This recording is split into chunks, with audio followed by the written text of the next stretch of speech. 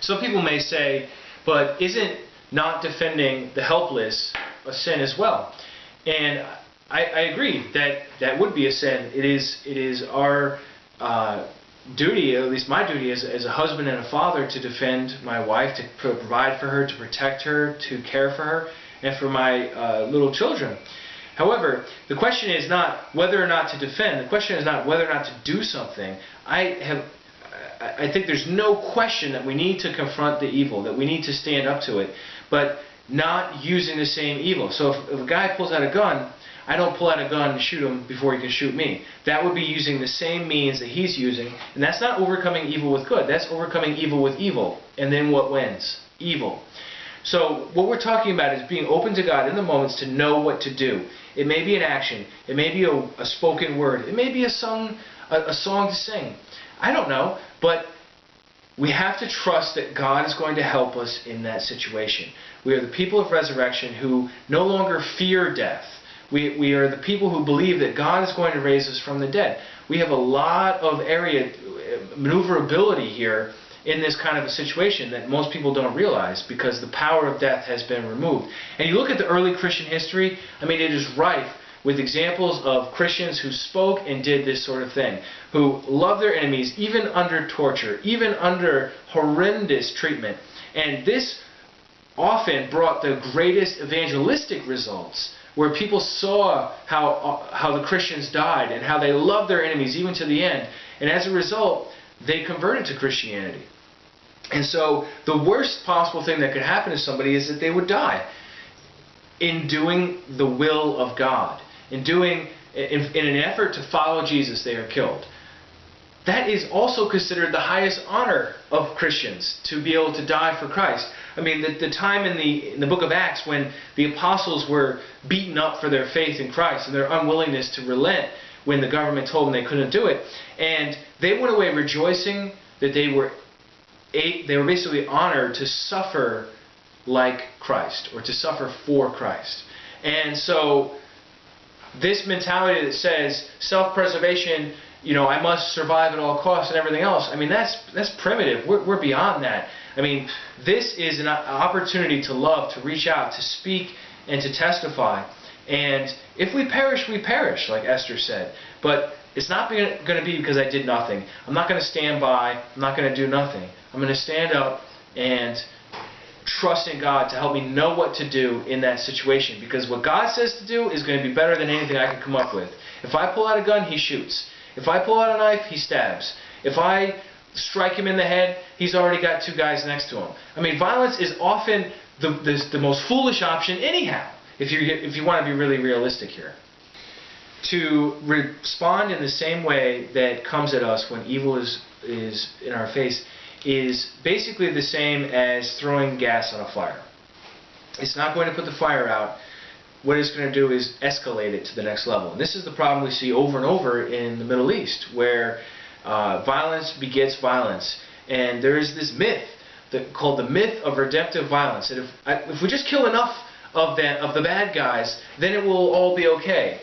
I think we've seen over and over and over, at least in recent history, that does not work. What it does is it creates more people that are angry because now their relatives have just been killed. And so, what does Jesus say? Jesus says, do not resist an evildoer, but if anyone strikes you on the right cheek, turn the other also. In their culture, they would not use the left hand in public discourse. It would bring shame on you. So to strike somebody in the right cheek required a blow from the right hand. Now that can't be a fist. That would have to be the back of the hand. A back slap. This sort of slap is designed to put somebody in their place. It comes from somebody of a higher social standing to put somebody in a lower social standing in their place. Jesus says turn the cheek. To turn the cheek, once you're hitting the right cheek, means now you turn to them the left cheek. There's no way for you to hit somebody in the left cheek with your right hand without doing it like that. And so what it is a way to creatively confront the injustice of being put in your place unjustly without being reduced to the same violence that they're using against you, and instead challenging them. Because if they hit you like that, they've just made you an equal, because only equals fight like that. And so the second example, if anyone wants to sue you and take your coat and give your cloak as well. Look, if you're getting sued for your clothes, that means you've got no possessions, you've got no farm, you've got nothing else to sell. You're down to the last thing. And they're not going to strip you naked. They want just the second to last thing. So they're going to take one of your last pieces of clothing and you just have one other one left on you. And what he says here is, in court, when you're in that situation, strip. Take the rest of it off and hand it to them. And that will unmask the system of injustice, that will confront it and say, look, this is what you're doing to me. You are literally taking everything. I have nothing but what God has given me left. And it confronts the system of injustice without, again, becoming unjust yourself. And then the third example, if anyone forces you to go 1 mile, go for a second mile.